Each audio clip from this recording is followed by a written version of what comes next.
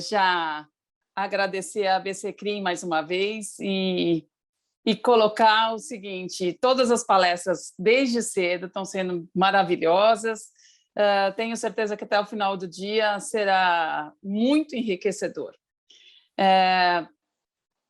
Hoje nós vamos ter aqui uma palestra muito diferente, muito, para mim, uma satisfação, porque além de ser meu amigo, é um dos maiores jornalistas do país. Então, o Rogério Pagnan, eu já te agradeço desde já pelo convite, pela generosidade de dividir com a gente. Acho que eu vou deixar um pouquinho a palavra com o nosso presidente Cristiano, para, na sequência, que realmente é muito rápido, 1 hora não dá para nada, mas a gente continua, tenho certeza.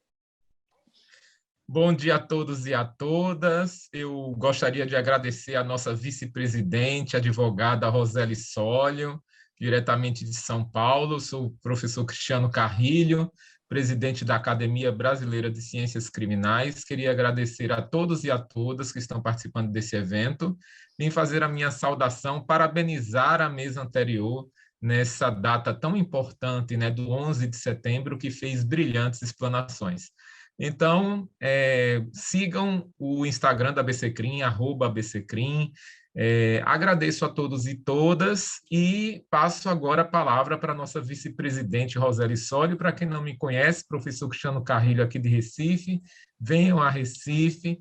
Quem tiver nível superior ou em conclusão pode se associar também na ABCCrim. Muito obrigado a todos e a todas e passo a palavra para a Roseli Sólio para ela continuar a apresentação do nosso brilhante palestrante de hoje.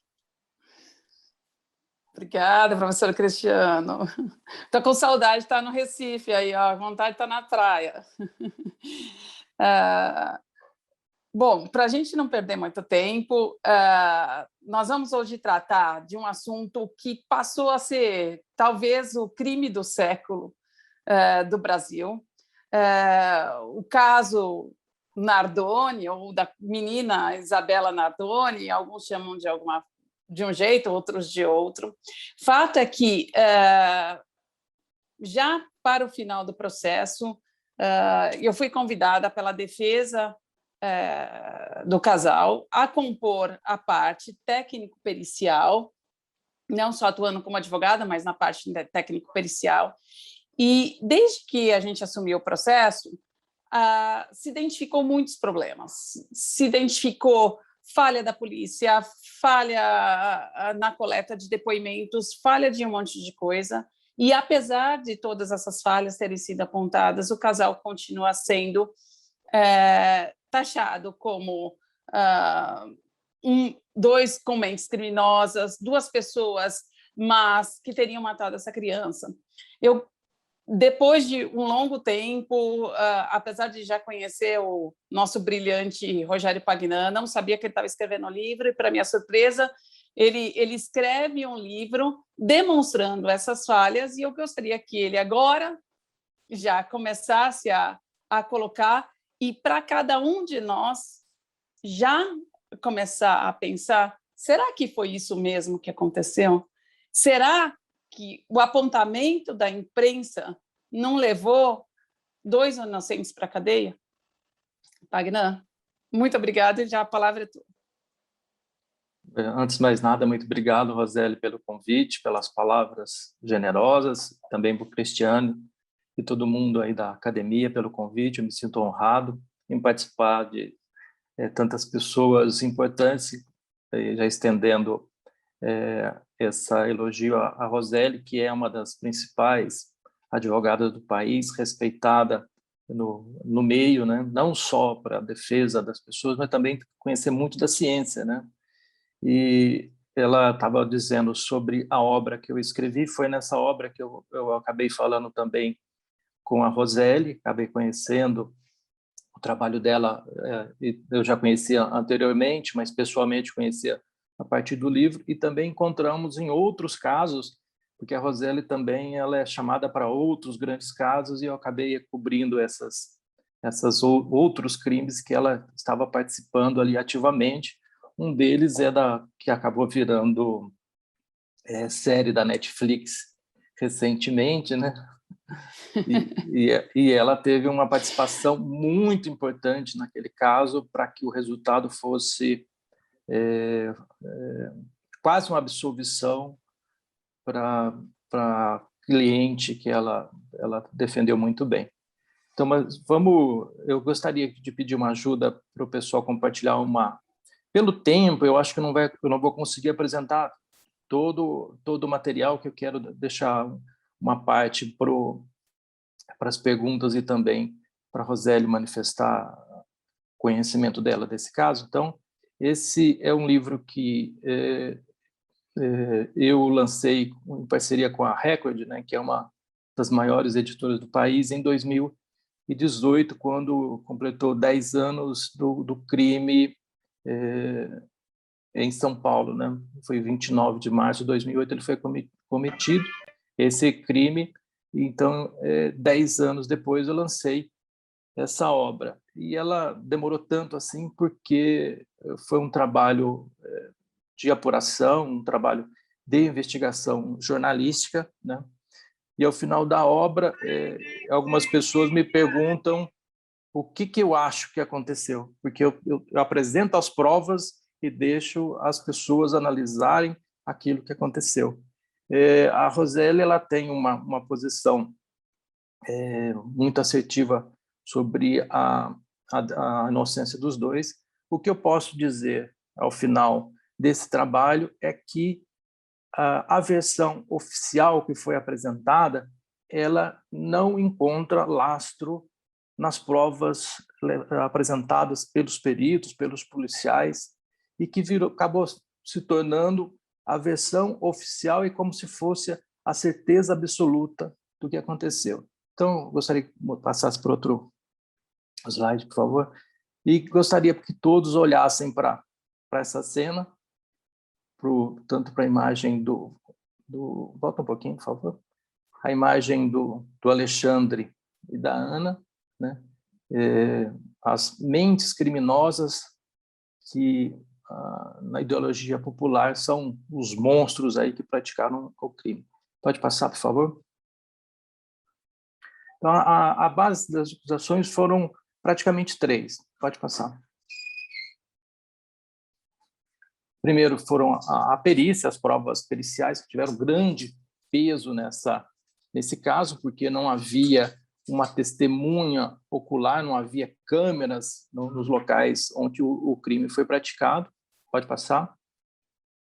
Algumas testemunhas, né, vizinhos do edifício Londo e também do edifício anterior onde o casal morava, e 3, pode passar, que é a versão que o casal apresentou na época, que era uma versão considerada pelo Ministério Público de fantasiosa, que, segundo o casal, eles deixaram a vítima por algum tempo lá no apartamento, enquanto o Alexandre voltava para o carro para buscar os outros filhos, deixou ela dormindo, e quando retornou, a menina tinha sido atirada pela janela, pelo quarto dos irmãos, e morrendo na sequência.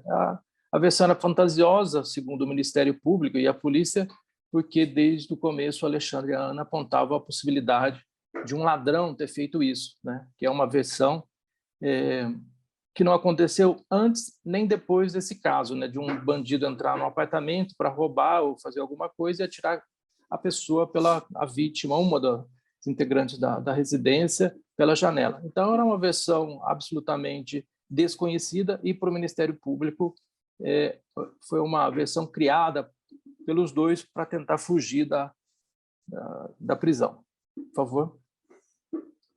Pode passar. Esse vídeo, antes de iniciar, só um pouquinho, segura um pouquinho. Esse vídeo, ele é uma reportagem do Fantástico, baseada num trabalho da perícia. E essa reportagem é muito importante, que quando ela foi divulgada, dias após o crime, essa reportagem, esse vídeo, passou a ser considerado como se fosse a testemunha ocular que não havia no caso. Então, a perícia conseguiu, segundo ela mesma, e essa reportagem reforça isso, esclarecer detalhadamente o que aconteceu naquela noite. Então, isso foi repetido durante 2 anos, até o dia do julgamento. Então, quando os jurados chegaram para decidir, essa cena, essa história contada pela perícia acabou estando ali no imaginário popular como a verdade absoluta.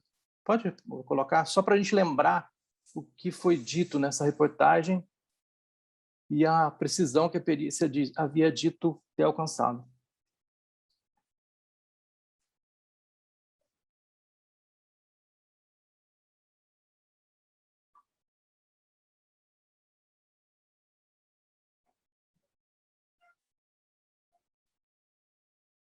O vídeo tá Para mim está mudo. sem som. Sim, está sem som. Pessoal, aqui está sem som. A transmissão do vídeo eu vou tentar resolver, só um momento.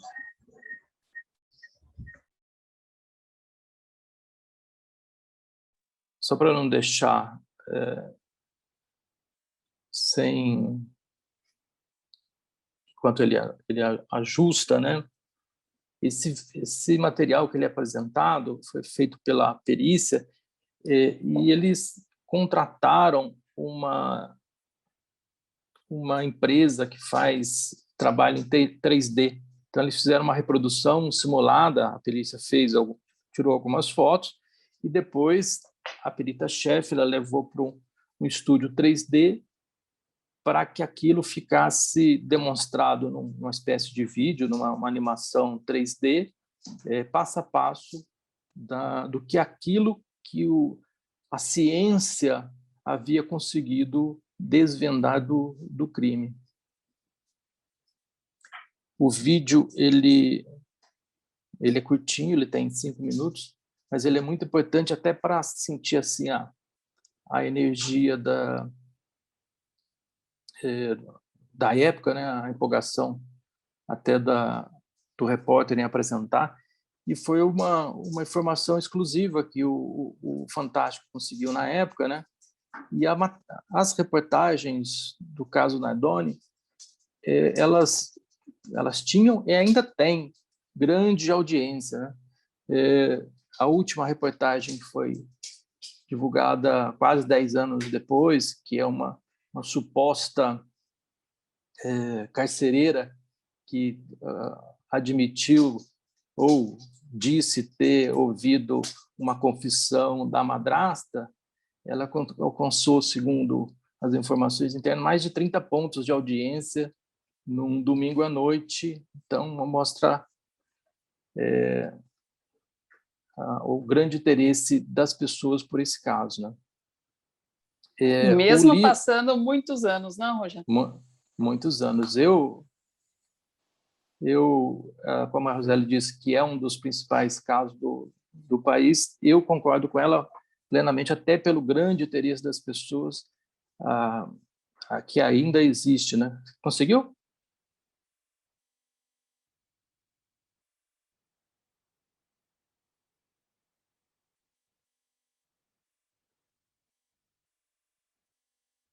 Continua sem áudio, Emerson. Será que você não está compartilhando? Você está compartilhando? Tem um ícone para compartilhar que você precisa colocar o som do seu computador. Ou se você quiser me liberar, eu compartilho aqui, a gente vê se consegue ouvir. Eu vou dar o play para ver se agora vai. Se não for, eu libero por cima. Uhum. Produz minuto a minuto as circunstâncias da morte da menina Isabela Nardoni. As imagens são uma simulação da versão da polícia, que acusa o pai da criança, Alexandre, e a madrasta, Ana Carolina Jatobá. A reportagem é de José Roberto Burnier. Depoimentos de testemunhas, conclusões de legistas e peritos, vestígios encontrados no local do crime. Todas essas informações oficiais sobre a morte de Isabela Nardoni foram reunidas pela primeira vez neste vídeo. Ele reconstitui o que para a polícia ocorreu naquela noite de 29 de março. O que você vai ver com exclusividade é uma animação feita por uma empresa especializada a pedido do Instituto de Criminalística de São Paulo. Além da simulação feita em computador, o material traz também fotos da menina e do local do crime. Na edição, nós retiramos as imagens mais chocantes. O vídeo original não tem som. Logo no início, os peritos fazem uma ressalva. Alguns personagens foram omitidos para uma melhor visualização das ações relevantes ao entendimento do caso. Os personagens presentes não possuem características idênticas dos envolvidos, da testemunha e da vítima. Garagem do edifício London, 23 horas e 36 minutos. Alexandre Nardoni desliga o carro. Na frente, ele e Ana Jatobá. A madrasta se vira e agride Isabela, que estava sentada atrás do pai. Com uma chave ou um anel, ela fere a menina na testa. Por causa do ferimento, vestígios de sangue são encontrados na lateral da cadeirinha, no encosto do banco do motorista e no chão do carro. O sangue é revelado em azul pelo reagente. Segundo os peritos, o sangramento foi estancado por uma fralda entre o carro e o apartamento. A fralda foi encontrada dentro de um balde já em processo de lavagem. Na foto, mais uma vez os pontos azuis são sangue revelado pelo reagente químico. Alexandre anda pelo apartamento com Isabela no colo. Logo no começo do corredor, cai uma gota de sangue. Mais alguns passos e o sangue volta a pingar. Ao chegar na sala, Alexandre joga Isabela no chão com força. Os exames de raio-x mostram que a agressão provocou lesões na bacia, na vulva e no punho direito da menina. O ferimento na testa mancha a roupa de Isabela, na altura da perna esquerda e da direita. O sangue também cai no chão. Em seguida, na versão da polícia, Ana Jatobá se aproxima da menina, aperta o pescoço dela e provoca asfixia. Na foto feita pelos peritos, as marcas da esganadura. Na cena seguinte, Alexandre caminha até a cozinha, pega uma faca e uma tesoura multiuso. Vai até o quarto dos outros 2 filhos, ao lado do de Isabela. Ajoelha-se na cama e da janela com a faca. Desiste e corta com a tesoura. O resultado é este. Alexandre pega a menina e vai em direção ao quarto dos filhos. No caminho, cai mais sangue no chão. A mancha é visível a olho nu. No quarto, ele sobe na cama com Isabela no colo e caminha com alguma dificuldade em direção à janela. No chão, ao lado da cama, outra gota de sangue. No lençol, marcas do solado da sandália de Alexandre e da palma da mão de uma criança suja de sangue. Ainda sobre a cama, os peritos encontram uma sequência de passos e de manchas de sangue. De acordo com a polícia, o pai então joga a menina. No parapeito da janela, mais sangue. Na fachada do prédio, o rastro deixado pelas mãos de Isabela. Na camiseta de Alexandre, marcas da tela de proteção. O impacto da queda é ouvido pelo porteiro. Ele abre a janela, vê o corpo de Isabela no jardim e liga para o morador do primeiro andar, que chama o socorro. Toda essa sequência que você acabou de ver, ocorrida aqui no edifício London, foi cronometrada pelos peritos. No relógio, a polícia chegou à conclusão de que a versão apresentada pelos acusados Alexandre Nardoni e Ana Jatobá não era possível. Pode trocar. Para o cálculo do tempo, os peritos usaram as informações do GPS do carro. Pode passar. Obrigado, viu? Sistema de rastreamento. Oi, muito obrigado. Não, volta no slide, mas sem aquela... O vídeo já está encerrado. Obrigado, viu? Então, desse vídeo que a perícia fez, eu destaquei, são vários pontos, assim, mas eu destaquei 9 que são considerados ali fundamentais para a condenação do casal. O primeiro deles é o sangue, que segundo a perícia, eu peço que olhem bem ali, ó, sangue constatado com perfil genético da vítima. Então, foi apresentado aos jurados que a perícia conseguiu, através da ciência, confirmar que havia sangue no veículo encontrado na cadeirinha onde o irmão da Isabela estava sendo transportado. Então, eles analisaram e a ciência comprovou. E por que isso era importante para a acusação?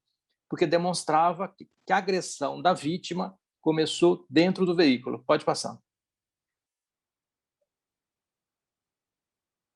Outro ponto importante é essa gota de sangue que ela acontece ali no beiral da porta ou na divisão entre o interior do apartamento e o exterior. Isso é muito importante, que um dos produtores da Globo, que realizou uma série de reportagens do caso Nardoni, ele me disse que, para ele, essa prova era muito importante, convencia ele da culpa do casal, porque só poderia aquela gota ter caído ali, porque a menina já entrou machucada no apartamento, e assim confirmava que havia sido eles e não uma terceira pessoa que eventualmente estivesse escondida dentro do apartamento. Pode passar. Outro ponto importante foi a fralda que a perícia disse ter encontrado dentro desse balde, que eles chegaram à conclusão que a vítima ela foi transportada do carro até o apartamento, até antes daquela porta, com um pano na testa para impedir que outras gotas caíssem pelo caminho, e depois, chegando na porta, tirou, aquela gota caiu, e para tentar dissimular, esconder da polícia esse feito, eles lavaram essa fraldinha que foi encontrada dentro desse balde. Então, a casa inteira estava bagunçada, mas só, isso na versão da polícia, mas só havia um paninho sendo lavado nesse balde aí. Pode passar. Outro ponto importante que a perícia disse ter descoberto foi que o pai chegou com a vítima no colo, transportando, e essas gotas que caíram pelo caminho demonstraram essa posição. Por quê? Segundo a perícia, eles conseguiram identificar que as gotas caíram de uma altura acima de 1,25 m. Como a vítima tinha uma altura inferior a isso, essas gotas só poderiam, então, se ela estivesse sendo carregada pelo pai, né? Só não explicar ali por que não poderia ser da madrasta, né, no colo dela, mas isso não vem ao caso. Mas a versão oficial é que chegou no colo do pai, transportado por ele, e teve essa gota a 1,25 m de altura. Daqui a pouco eu explico como é que eles chegaram a essa conclusão. Pode passar.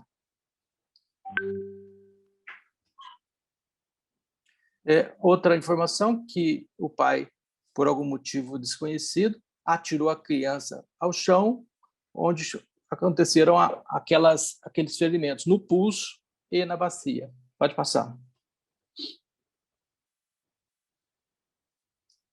E, na sequência, a perícia também chegou à conclusão de que a madrasta havia ali esganado a vítima, não se sabe por quê, a raiva dela, mas as marcas encontradas no corpo da vítima chegaram à conclusão de que seria ela e não ele a apertar. Pode passar. E uma informação também que a perícia apontou, que a menina foi atirada daquela forma, porque do lado de fora do edifício eles encontraram alguns rastros da mão da vítima passando pelos ladrilhos. Ali indicava, então, até como a vítima havia sido atirada. Pode passar. Outra, essa também, alguns jornalistas que eu conversei, que participaram do julgamento, disseram que essa era uma prova, inclusive um dos jurados me disse também, que essa era uma das provas incontestáveis, que eram as marcas encontradas na camiseta do pai, que só seriam possíveis se ele estivesse segurando a vítima em determinada posição, e aquela impressão feita pela tela demonstrava que ele realmente foi quem atirou e a forma como ele atirou. Pode passar.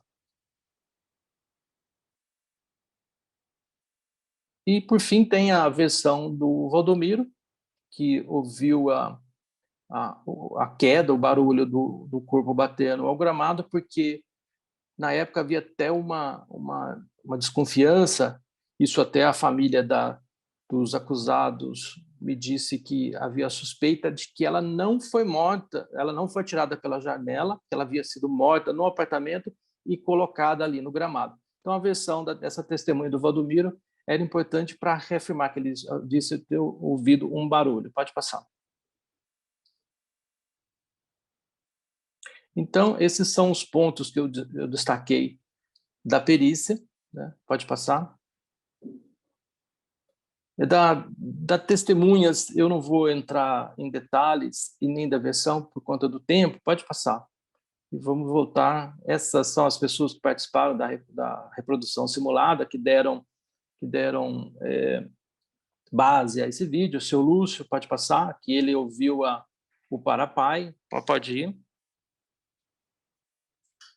Tem esse também, que é o Valdir, um vizinho que ouviu uma briga do casal. Pode passar. Ele disse que a briga começou às 23 horas, que durou 15 minutos, e ele tinha certeza do horário, que ele foi desmentido ali pela própria ciência. Esse é o Valdomiro, o porteiro, que afirmou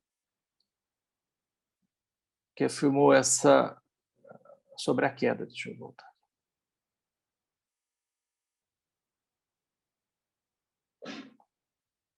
Pode passar. Esse é o Paulo César Colombo, que é o vizinho anterior, que havia dito algumas informações pesadas contra o casal, inclusive que uma afirmação de que a Ana não suportava a presença da criança, porque ela via na criança, na vítima, a reprodução da mãe e tinha ciúme disso. Pode passar.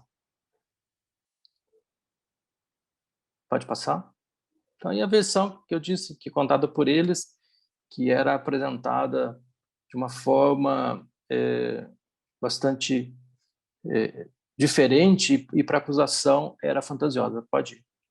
Estou vendo que chegando algumas perguntas, depois, Roseli, você as faz daqui a pouco. A gente já seleciona. Vamos primeiro fazer. Vamos lá, vamos. Pode passar.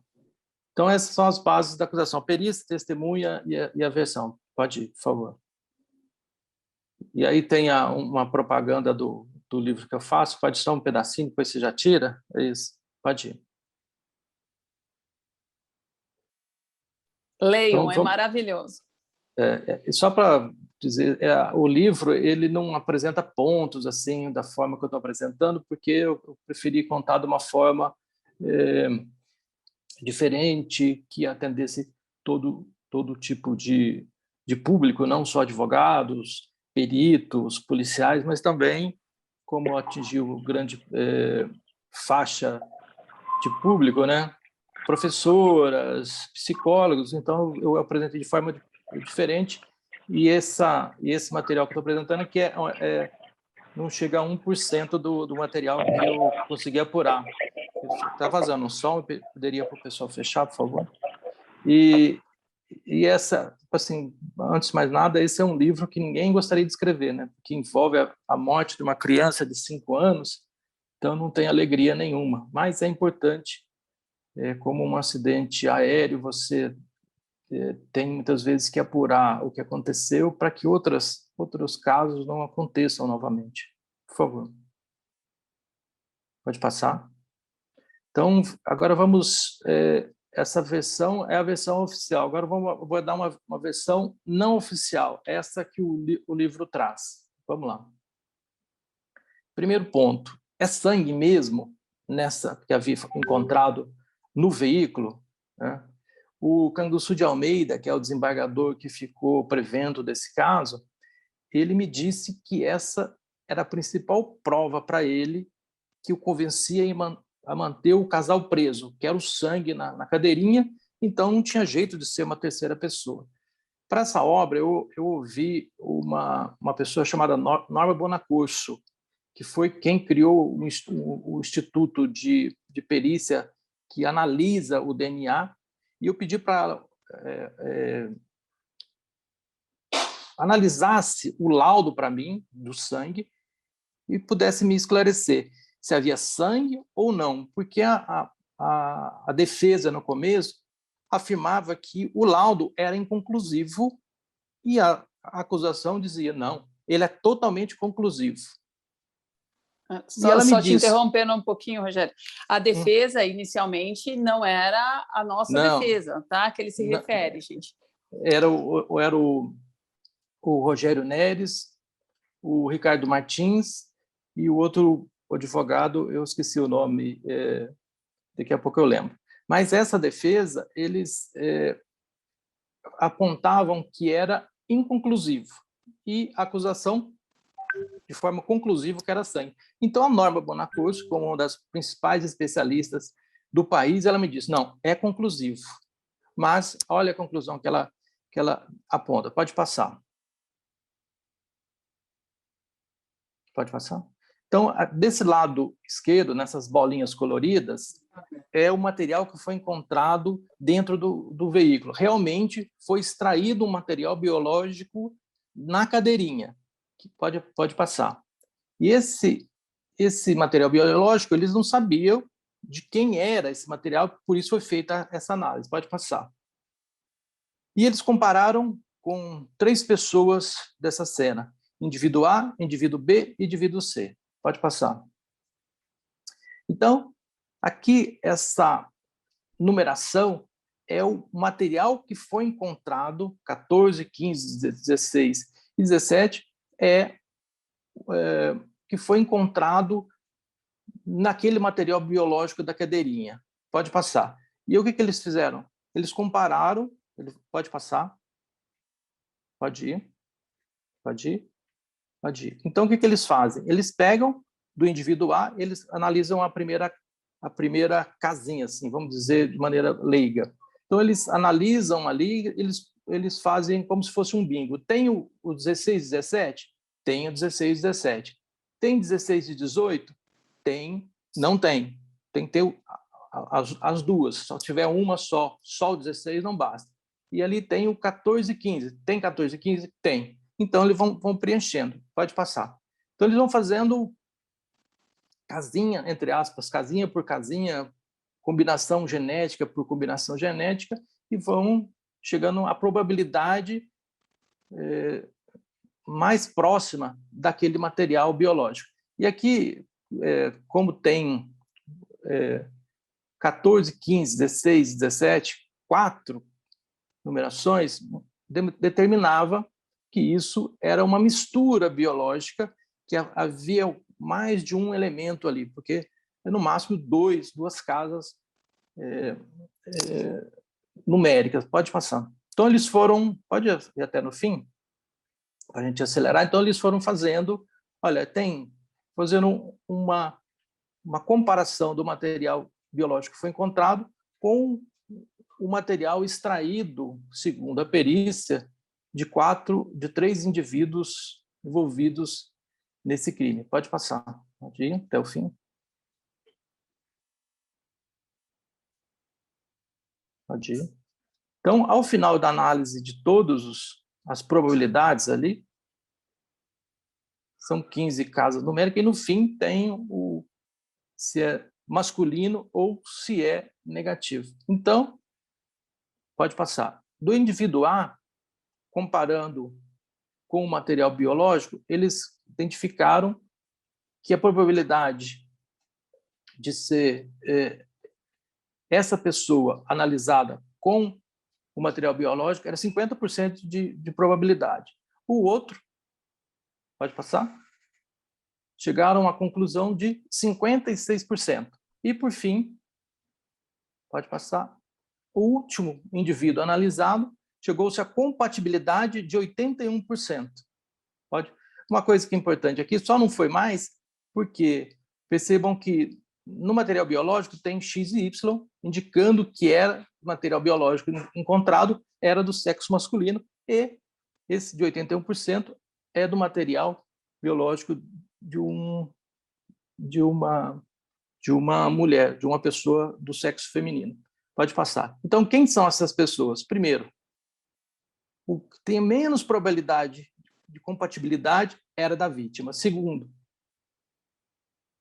pode passar? O segundo, um pouco maior, por conta de ser do sexo masculino, era o pai, e 81% era da madrasta. Se tivesse aqui o X e Y, então essa probabilidade ela aumentava muito mais. E o que a norma Bonaccorso ela afirma, então, categoricamente? Que, com toda certeza, o material biológico encontrado não era da vítima. Possivelmente, não foi analisado isso, era de um dos filhos da Ana que estava no carrinho, na cadeirinha de transporte. E uma coisa que é importante que ela disse, e esse material biológico era sangue ou não era sangue? Ela falou, com 100% de certeza, foi analisado e não era sangue. Então, ainda que fosse sangue, não era da vítima. Então, o que ela dá para dizer com toda certeza? 100% de certeza que não era sangue e 100% de certeza que não era material biológico da vítima. Pode passar. Então, o primeiro ponto, a ciência prova que a perícia, nesse caso, ela apresentou um resultado diferente do que ela encontrou. De uma maneira mais leiga, a perícia mentiu nesse ponto. Nesse bound, pode passar, vamos clicar, que lembra daquela história da fraldinha. Vamos lá? Então, isso era importante, porque havia encontrado, inclusive, segundo a perícia, sangue nessa fraldinha que estava no meio do reagente e era incriminador. Realmente, a casa toda ela bagunçada. Pode passar. Então, esse destaque aí é o destaque do vídeo da perícia. Pode passar. Que foi apresentado para os jurados. Agora eu convido aí o pessoal que está participando a encontrar onde está o balde. A Roseli disse que quem acertar vai ganhar um livro. Pode mandar uma mensagem para ela. Eu vou mandar um livro. Eu quero saber onde está. Até hoje nós não descobrimos. Onde está o balde? Bom, vou facilitar. Ali não tem balde. Pode passar.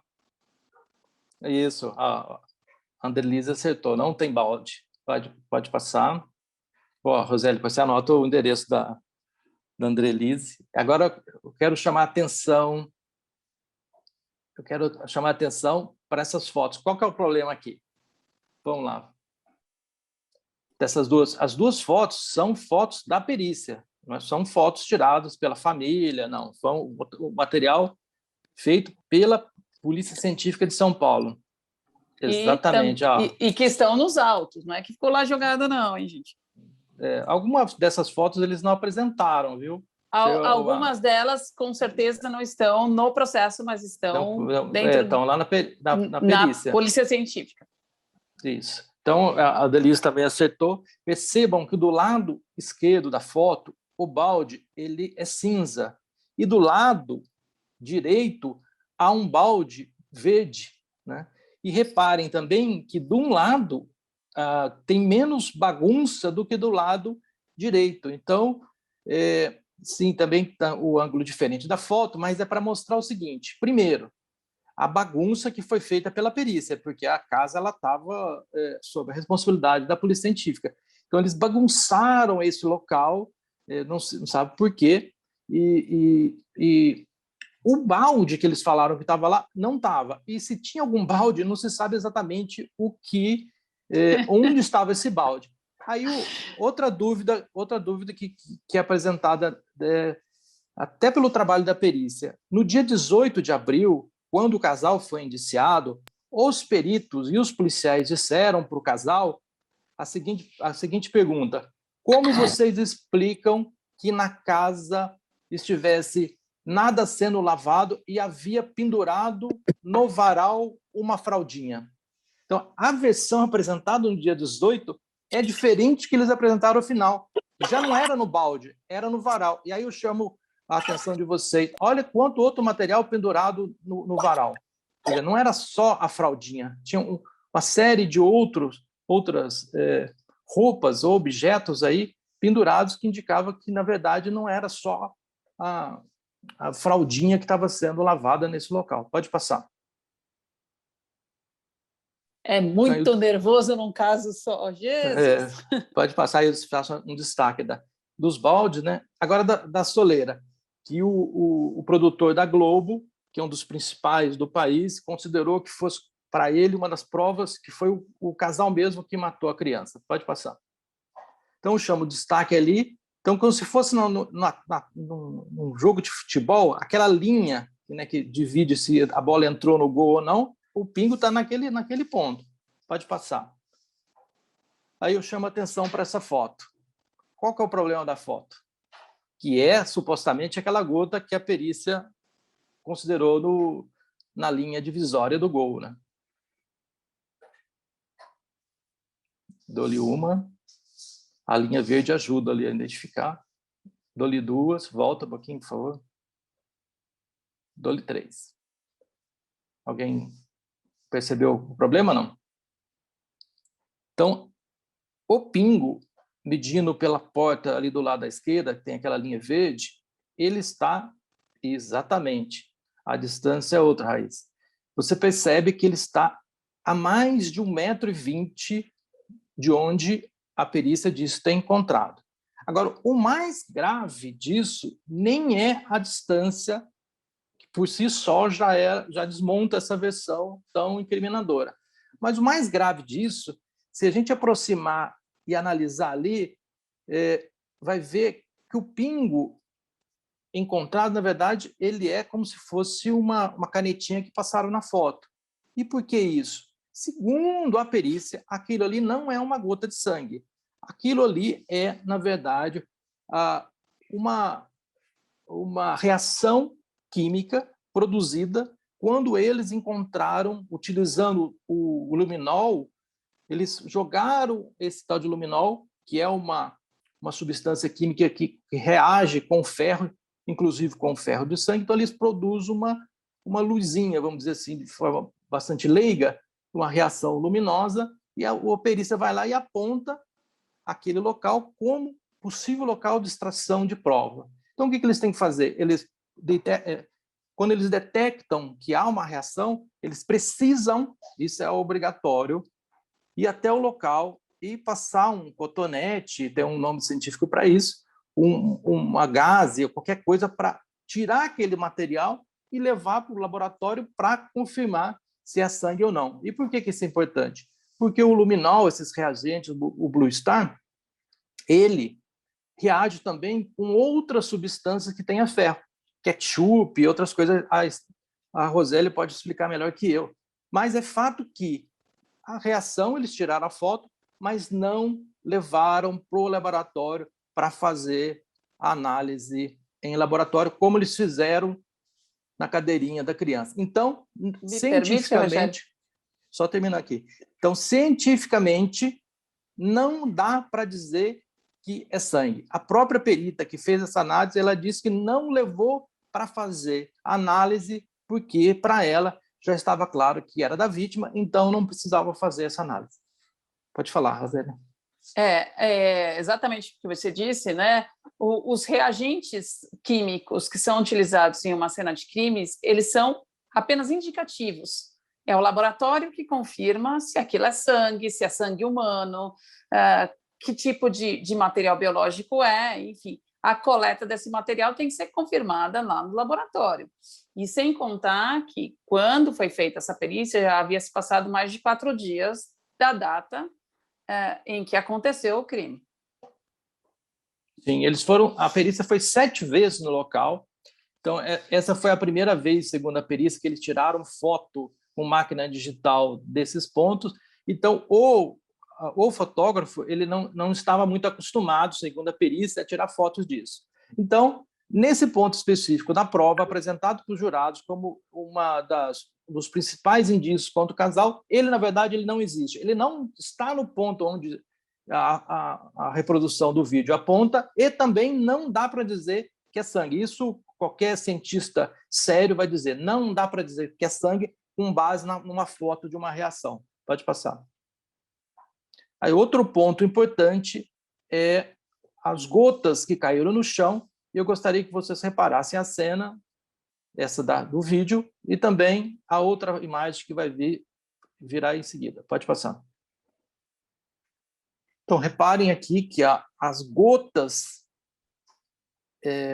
que a perícia disse ter caído a 1,25 m, Eles falam, por que eles chegam a essa conclusão?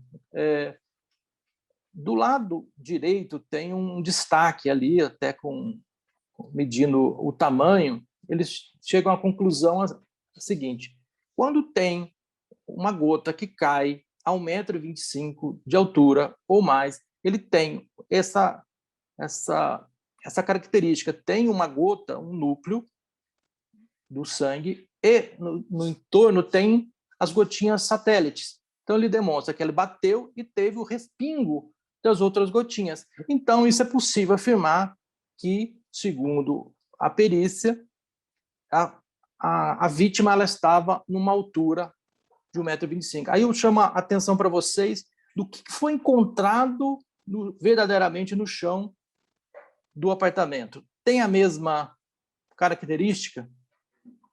Não, porque não havia, o pessoal não encontrou sangue no chão. Pelo menos os laudos apresentados que existem no processo, apontam só essa reação, essas manchas distorcidas, azuladas, que seria a reação do Blue Star ou do luminol que foi colocado ali e deu essa reação luminosa. Aí eu perguntei para a perita, falei, olha, mas não tem foto da gota mesmo que vocês encontraram? Ele falou, não, só tem foto da reação. Eu falei, mas não tem a mesma característica, aquela gota central e o satélite. Ele falou, não, mas quem entende sabe que caiu assim. Bom, então, pode passar. Outro problema também, vamos ver o pessoal que está concorrendo ao livro aí da Roseli. Qual que é o problema dessa foto? Essa foto foi tirada pela perícia também no dia do crime.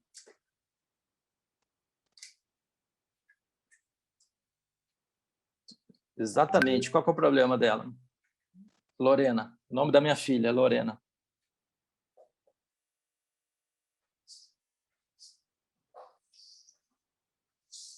Exatamente. O que a perícia fez nesse caso? A perícia ela chegou no apartamento, eles colocaram na cabeça que o pai chegou com a criança no colo e precisava atirar a criança no chão. O que eles fizeram com a tábua de passar? Eles mudaram a tábua eles mudaram a cena do crime para encaixar na versão que eles estavam contando. Pode passar.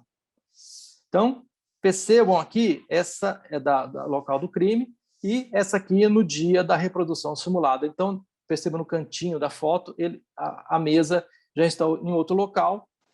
E aí qual que é o problema dessa foto? O que eles fizeram? Pode voltar 3 casinhas? 2 casas, por favor? Mais uma? Pode voltar. Aí. Você percebe que a gota ela está à direita da tábua de passar roupa. Pode ir. Então, quando eles mudam o ângulo, as gotas elas estão do outro lado do corredor. Pode passar. Então, aqui mostra como é que eles fizeram. Eles colocaram a tábua de passar, eles alteraram a cena do crime para encaixar na versão que eles estavam contando. Segundo um delegado-geral que eu ouvi para essa obra, só a alteração dessa cena do crime poderia anular todo o laudo. Porque você não pode... eu acredito que o suspeito está indo para a esquerda e a pegada que você encontra está à direita. E você muda essa pegada para encaixar na sua versão? Isso não pode. Pode passar.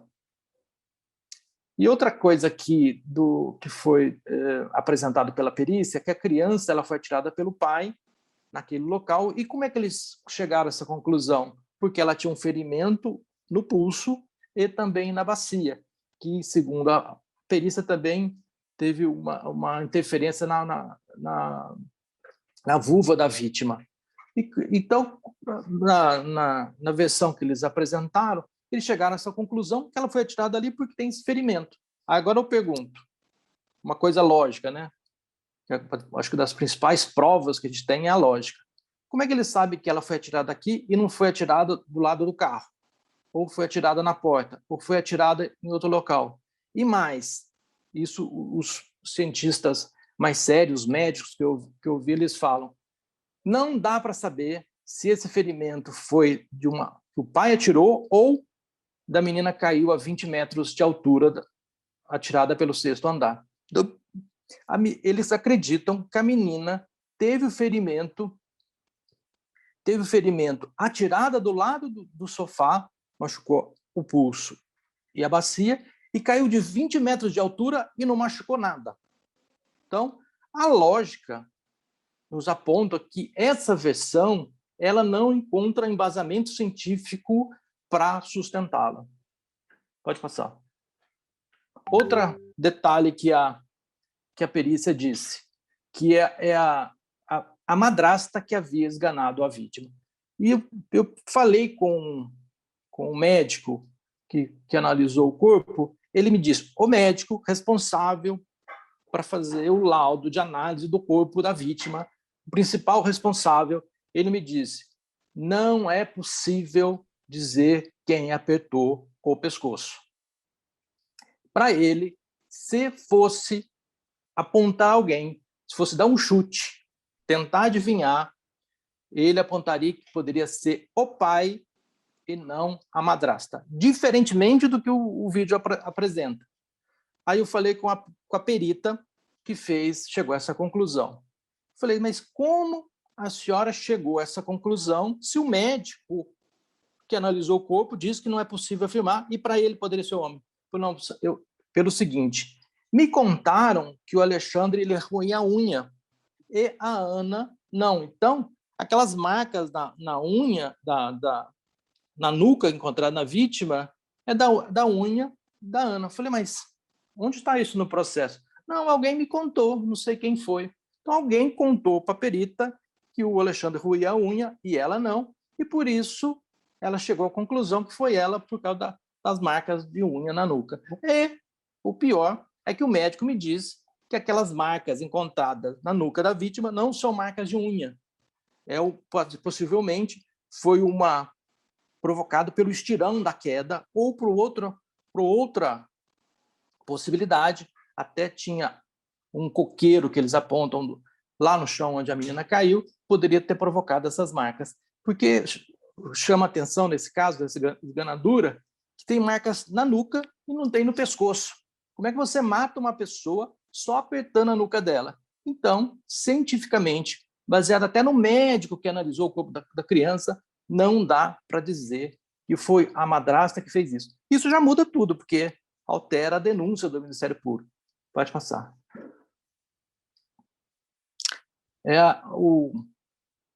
A questão da queda da menina que ela passou os dedos na parede. Pode passar. Aqui eu chamo a atenção, dá mais um clique, esse é o buraco, foi tirado a foto tirada pela perícia na noite do crime, que eles voltaram outras 6 vezes, mas essa foi tirada daquela noite, porque após essa foto, a perícia tirou essa tela e levou como prova. Aí eu chamo a atenção, clica mais uma vez, que ela vai se aproximar. Então, segundo a perícia, esse buraco ele tem mais ou menos 43 centímetros de diâmetro e ele está a 20 centímetros da base ali da janela e a 5 centímetros dessa divisão metálica da janela do quarto dos irmãos da vítima. Pode passar. Então, eu aprovo por cima assim para todo mundo perceber até o formato. E qual é o problema? Isso aqui é o material da perícia, tem lá, a Polícia Científica de São Paulo. Qual é o problema do laudo?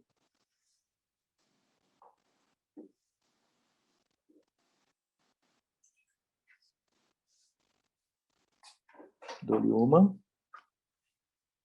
Exatamente. Exatamente. O pessoal aqui é bom, viu, Roseli? Então, o que a perícia de São Paulo Todo mundo fez? gosta de ciência. O pessoal é bom. Então, o que o pessoal da Polícia Científica de São Paulo...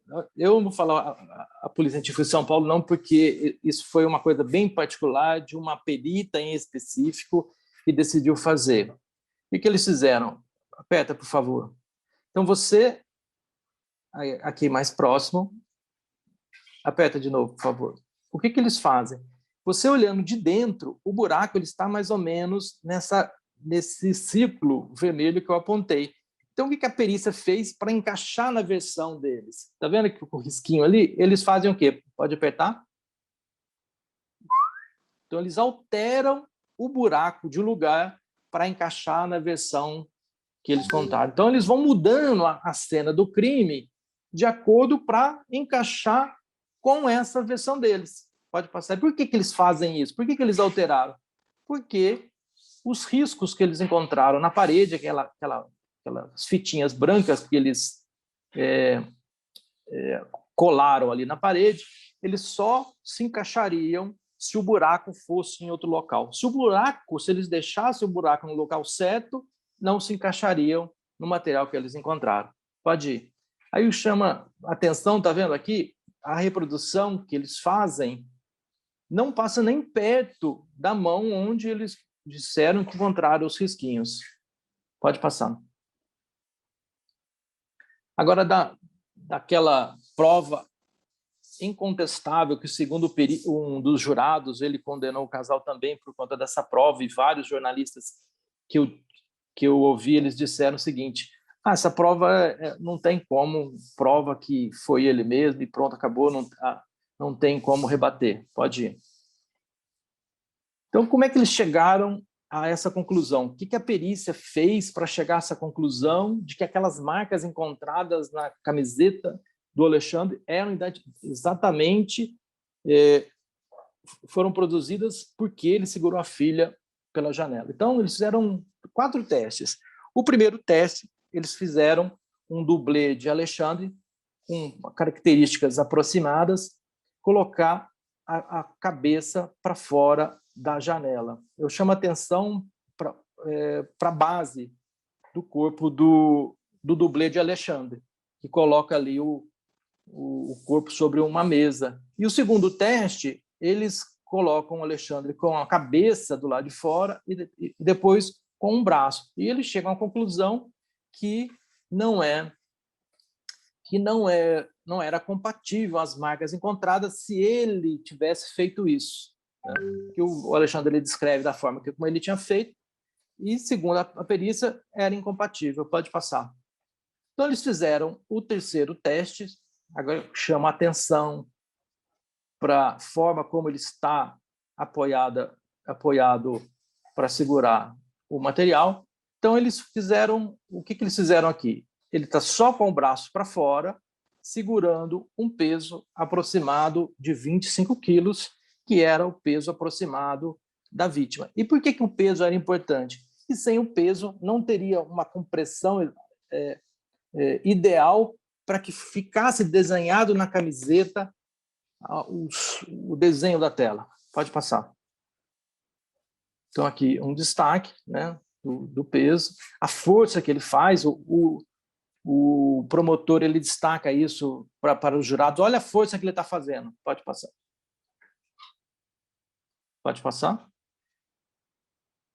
Essa aqui é uma foto tirada de frente para mostrar os desenhos que foram encontrados na camiseta. Pode passar. Então, eles falam que esse é um padrão. O terceiro teste foi um padrão aproximado. Pode ir. Então, tem um destaque ali do aproximado. Então, o quarto teste, que foi exatamente aquele que a perícia disse ter encontrado, tem um probleminha. Qual que é o problema dessa foto?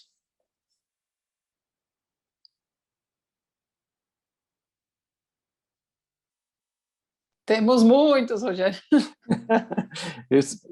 Nesse especificamente dessa foto, que eles consideraram que é o quarto teste.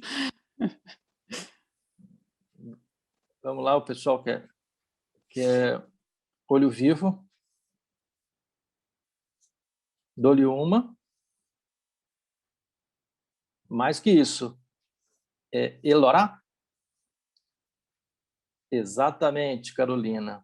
Então, é o seguinte, a perícia ela sustenta que só era possível aquela produção daquela forma se o pai da vítima estivesse segurando ela com os braços para fora e o corpo da vítima. Mas eles esqueceram nessa quarta foto do peso. Pode passar. Exatamente. Então, eles fizeram o resultado científico apresentado é diferente da versão que eles sustentaram até agora, porque demonstra que ele não estava segurando a filha no colo quando ele produziu aquelas marcas, se é que produziram aquelas marcas dela.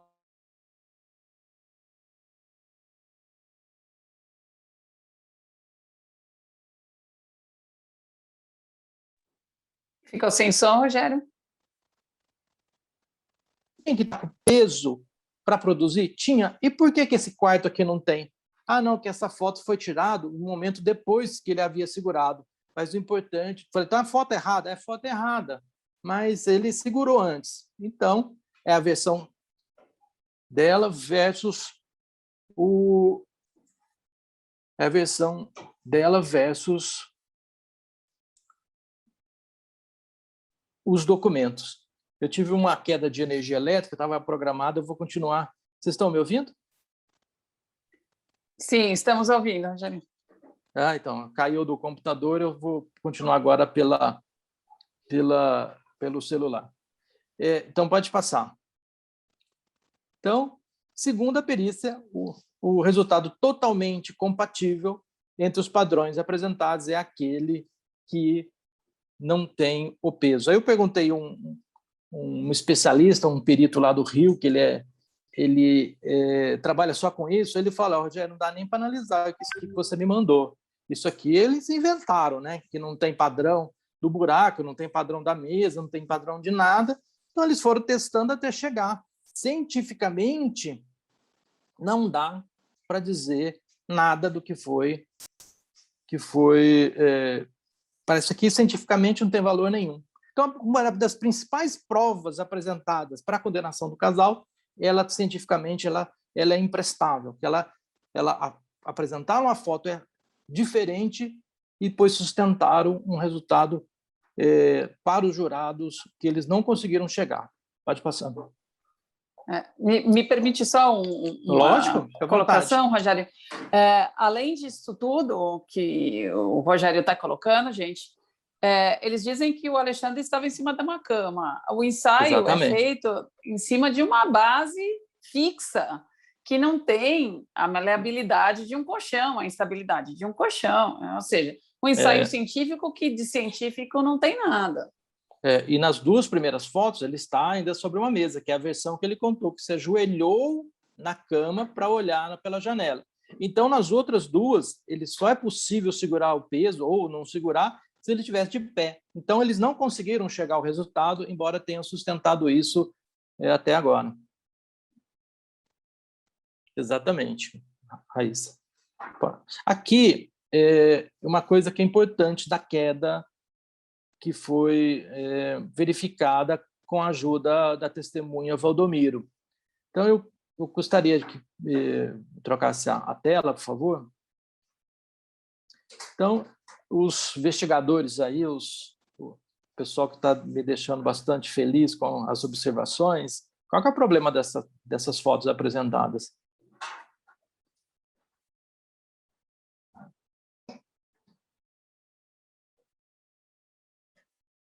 Exatamente, Laura. Essa aqui, Rosélio, ó.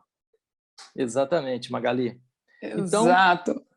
E qual que é o problema? Ela fala, mas isso aqui não tem problema nenhum. Não, é muito sério o que aconteceu. As duas fotos, elas estão nos autos, são da perícia. Do lado esquerdo, percebam que, pode clicar que a foto agora vai destacar.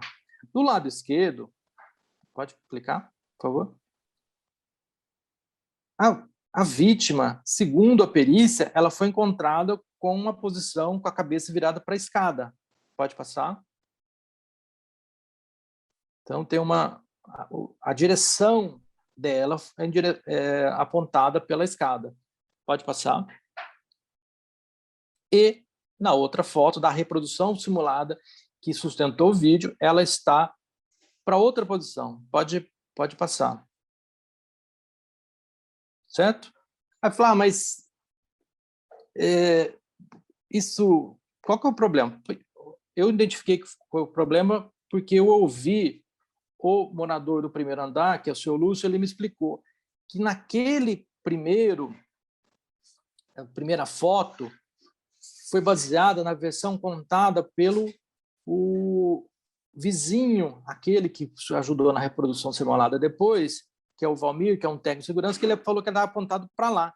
E depois, na segunda, quando o seu Lúcio já estava em casa, ele falou, não, eu vi, eu chamei a polícia, foi a primeira vez, ela está virada para lá. O que acontece com o problema nesse caso? Que os cálculos que apontaram que ela foi atirada com as pernas para fora, que caiu, assim, os cálculos da física de como o corpo havia sido atirado foram baseados na foto errada. Então, se ela fosse atirada pela janela, como eles apontaram daquela forma, ela teria caído pela cabeça virada para a escada e não virada ao contrário, como está aí. Então, os cálculos foram feitos, né, baseados numa posição em que a vítima não estava. Isso é um erro muito grande. É um erro muito, muito grande para uma perícia que se dizia aí uma representante das principais polícias científicas de São Paulo. A Polícia Científica de São Paulo, ela é realmente uma das melhores, mas, nesse caso, ela apresentou erros acima da média. Agora, por que eles fizeram isso? Por que a Polícia Científica agiu dessa forma? Por que a polícia também apresentou aquilo que não podia? Agora, essas explicações, os bastidores das investigações, da investigação e da apuração, por que o Ministério Público fez isso está no livro.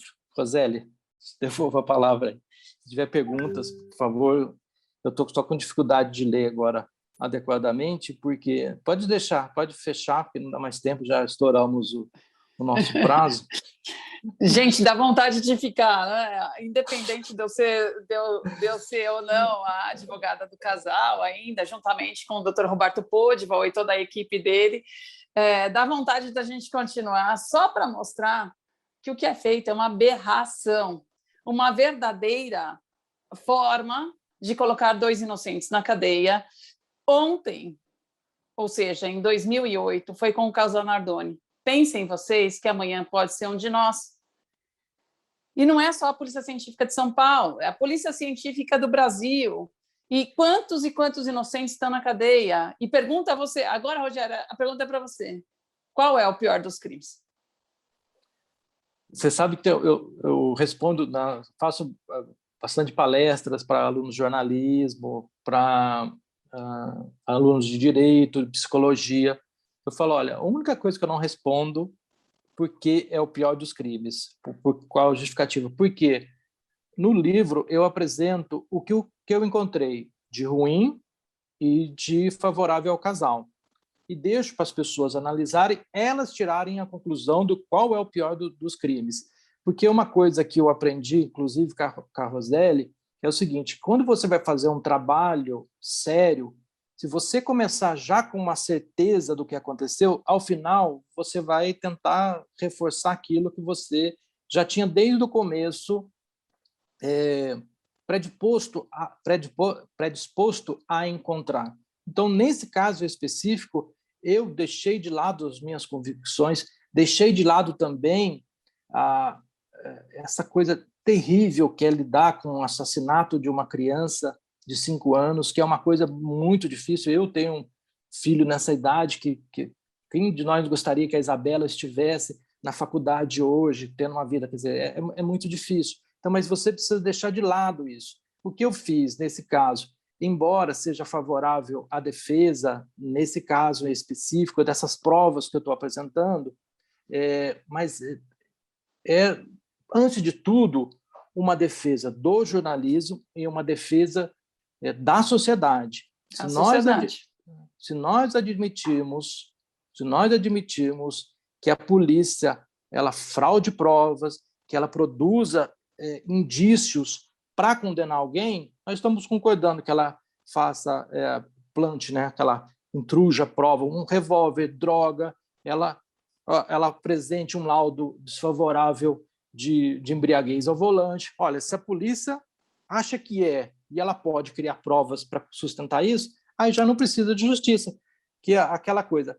A polícia, isso o delegado-geral que eu vi nesse livro me disse, a polícia não pode cometer crime para investigar um crime, né? E você fraudar provas para incriminar alguém é crime, não é, Roseli? Com certeza. Para mim, o pior dos crimes é esse. É você querer sustentar uma mentira em cima de um crime ou não que tenha acontecido. É fato que a Isabela sofreu um homicídio, ela é vítima, contudo, não preciso sustentar uma versão que primeiro foi colocada, e o ideal seria nunca ter divulgado antes de uma conclusão real, né, para se chegar depois a sustentar essa mentira toda. E vocês viram a manipulação em cima de manipulação, muita gente escrevendo aqui, Rogério, maior sucesso a palestra, o curso. Eu quero lançar um desafio. Eu acho que a gente tem que fazer um evento somente para discutir este caso, uma manhã inteira. E aí, vamos fazer isso? Vamos, Carrilho! Vamos, porque é impossível, são 99 perguntas. A gente tem aí o delegado também, Paulo Berenguer. A gente está com a programação bem puxada, por isso que o certificado para os alunos foi de 20 horas, né? Porque aqui valeu mais de 40 horas de aula, né? Com todo respeito. Mas eu queria... Vamos levar com coração partido, né? Com coração partido, são 11h20.